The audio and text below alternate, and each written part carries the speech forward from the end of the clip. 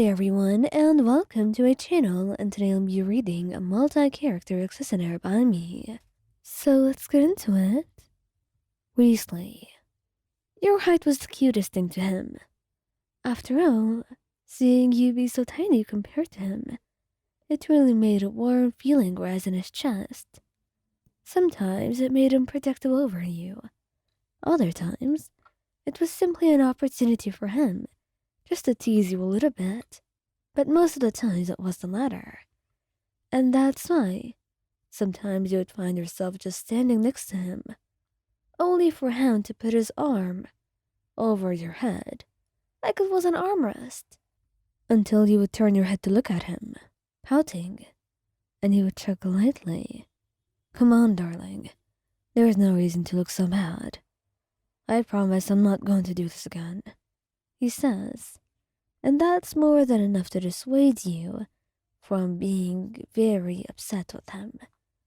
And as he wraps his arms around you and kisses you sweetly, you find yourself just liking the feeling of being in his arms. And maybe that made you weak a lot of the time to all his attempts to annoy you, because he was so easy to forgive. Some other times, though, he would just love to sit on the couch with you and have you sat on his lap as he would wrap his arms around you tightly and hold you close to him. You know, Ion, you're very small, and I know you don't like it very much, but I would like to tell you, it makes you rather cute. So I don't think it's an advantage, really. In fact, you could do a lot with that cuteness. You think so? How would that work? Well, for example, you can use it against me. You know I'm very weak against you, Ion. Surely you've come to realize that. You chuckle a little bit at his words. Well, you do realize that he's actually very weak to any request that you make, but you did not expect him to admit it. And so, as you leaned in and kissed him, you looked at him mischievously. All right then, I'll keep that in mind for the future. And whether or not that makes things easier for him in the future, it is certainly related to how much you decide to use your cuteness against him. Arlecchino. Now, Arlecchino was a very tall woman, so having you and you being so short, it certainly makes you adorable in her eyes. And no wonder she wants to cherish you and appreciate you in her way as well. Oh, darling, there's no need to do this, she says, as you're trying to just tiptoe to get something from the cabinet. It was way up high and you could not get it. I can help you, you know. There's no need to try so hard. I'm here for you, my love, she said, and you chuckled lightly at that. You are grateful to have her, to have someone like this. And for her to just decide to lift you up by the waist instead of getting it straight away to you, it was certainly a surprise. You were blushing brightly as she laughed a little bit, holding you still. All right. I'm sure you can get it now.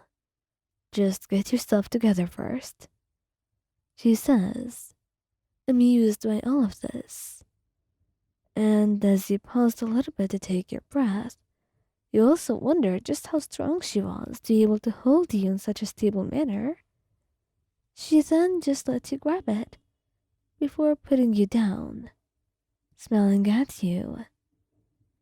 You know, Ion, you could always ask me for help. And maybe not every time I will lift you up, just not to dissuade you from asking. However, I shall be honest with you. I actually put those stuff up high on those shelves, because it's very adorable seeing you struggle to get them, she said. And wasn't that just one hell of a revelation? It was certainly something to find out. and you were quite embarrassed about it. Well, she just kissed you on the cheek, leaving you to mull things over and think about what she told you. And it certainly said a lot. Neuvillette. Neuvillette was very fair and impartial. Maybe it should have been expected with him being a judge. And also with him having dealt with a short person for a very long time. The only difference about you being short or being tall is the fact that he's just a little bit more protective of you. And also, it makes it a lot easier to spoon while cuddling. That's why, when he looks at you, and the way you're pouting now, because you feel a little bit too short and that dresses don't flow as nicely, he just sighs and shakes his head. You look beautiful as you are, my darling. I don't see why you would be saying something like that. But as for your concerns, I can prove to you what I think. Well, can you really? I'm not so sure of that, Neuvillette. Just give me a moment, he said, and he stood up, went over to you, and without warning, he kissed you, holding you close and lifting you up into his arms. I wouldn't be able to do so many things if you were taller, but with you being short, it gives me an advantage.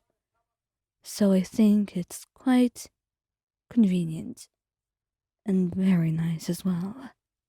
And I think it's better when we're cuddling, so I can hold you in my arms so much more easily, he says.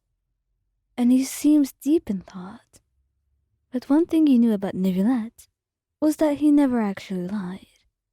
He was very truthful, very honest, and it made you trust his every word as you hugged him tighter and he continued kissing you sweetly.